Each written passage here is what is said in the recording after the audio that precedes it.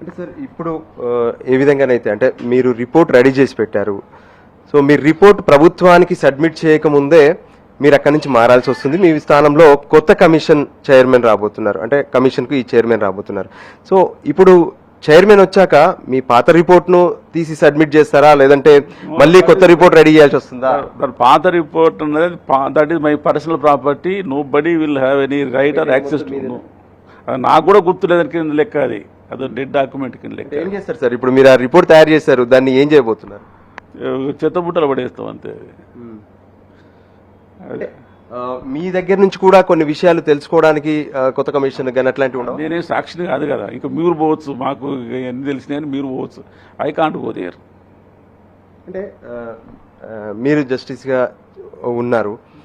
Supreme court ఈరోజు ఇచ్చినటువంటి ఈ నిర్ణయం కావచ్చు, అక్కడ తీసుకున్నటువంటి ఆదేశాలు కావచ్చు, వాటిని ఎలా అనిపించింది? అంటే ఏదైనా ఇబ్బందికరంగా మీరు ఫీల్ అయ్యారా? అది డెలికేట్ ఇష్యూ కదా.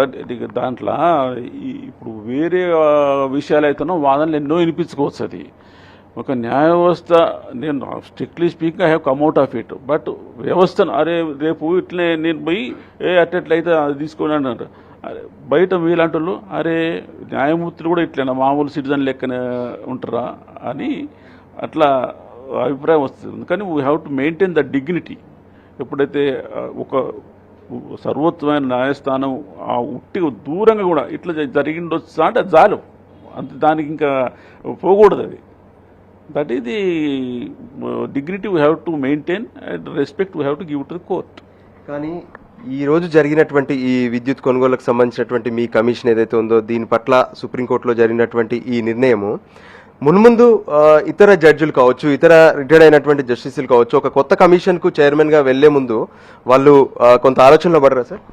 పడతారు. ఇక ఎన్ని చరిత్రలు జరిగే పర్యవసానాలు ఇవన్నీ జరిగానే న్యాయ వ్యవస్థ కొంత ఇబ్బందికరంగా మారే అవకాశాలు ఉంటాయి కదా? ఉంటుంది న్యాచురల్గా. ఇప్పుడు చూడండి, ఈ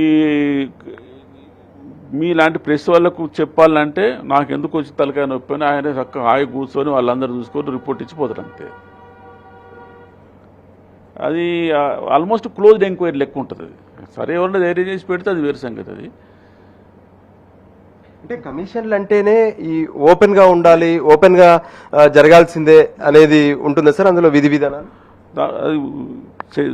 వేరే జడ్జిమెంట్స్ అన్నిటి ప్రకారం కొన్ని వందల జడ్జిమెంట్స్ ఉన్నాయి వాటి మీద. ఇంకోటి at the end of the day commission ఇచ్చే రిపోర్టు ఈయనను జైలుబడి లేకుంటే దగ్గర వసూలు అట్లాంటిది ఏమి ఉండదు. అది మా అభిప్రాయం ప్రకారం దీంట్లో ఇగో ఈ విషయంలో ఇది జరిగింది, ఈ విషయంలో అది జరిగిందని చెప్తాం అంతే. అయితే దాన్ని గవర్నమెంటు ఒప్పుకోవచ్చు, ఒప్పుకోకపోవచ్చు. ఒకవేళ ఒప్పుకుంటే దానికి మళ్ళీ వాళ్ళకు చట్టరీత్యా చర్యలు తీసుకోవాలి. ఆ స్టేజ్లో నువ్వు అసలు రిపోర్టే తప్పని వాళ్ళు ఛాలెంజ్ చేయొచ్చు. అది రిపోర్టే తప్పు, ఎందుకంటే దాన్ని అన్ని లా చూపించి ఈ జడ్జిమెంట్ ఇట్లా ఉంది, ఈయన కమిషన్ ఆయన పరిధి దాటిండు అట్లా అని చెప్పొచ్చు. అవన్నీ that is the normal way of thing. ఈ నోటీసులు అందుకున్నటువంటి వాళ్ళు తర్వాత ఈ రిపోర్ట్ను సవాల్ చేయడానికి any time you can do it. ఒకటి ఏంటంటే కొంతమంది ఈ రిపోర్ట్ ఆధారంగా ఏమన్నా ఫర్దర్ యాక్షన్ తీసుకున్నారు అనుకో, ఏమన్నా రికవరీకో దానికో అప్పుడు చేయొచ్చు. లేకుంటే ఓసారి ఆ రిపోర్టే తప్పని కూడా చేయొచ్చు. పబ్లిక్ చేస్తే రిపోర్టు సపోజ్ నేను ఈయన పలానా తప్పు చేసిందని చెప్తాను అనుకో, ఆయన మీద చర్య తీసుకోకున్నా కానీ ఈ అబ్జర్వేషన్ తప్పని హీ కెన్ ఛాలెంజ్ ఇట్. కానీ సార్ కేసీఆర్ సుప్రీంకోర్టుకు వెళ్ళింది అసలు మీ కమిషన్ రద్దు చేయాలన్నారు, కానీ మీరేమన్నారు అంటే ఇక్కడ కొంత కన్ఫ్యూజన్ అనిపిస్తుంది. ఎట్లా?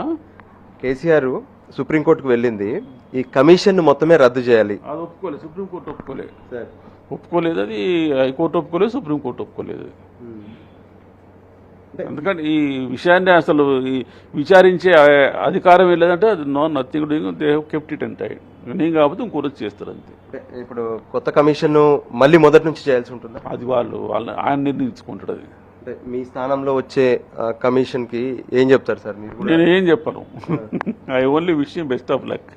ఆల్మోస్ట్ మీరు 99.9% వర్క్ కంప్లీట్ చేశారు. ఎస్. ఆ తర్వాత ఏం చేసుకుంటూ ఆయన కొత్తగా వచ్చే కమిషన్ మళ్ళీ కూడా వేరే వింటానే అన్నీ మనం చేసుకుంటూ వచ్చు.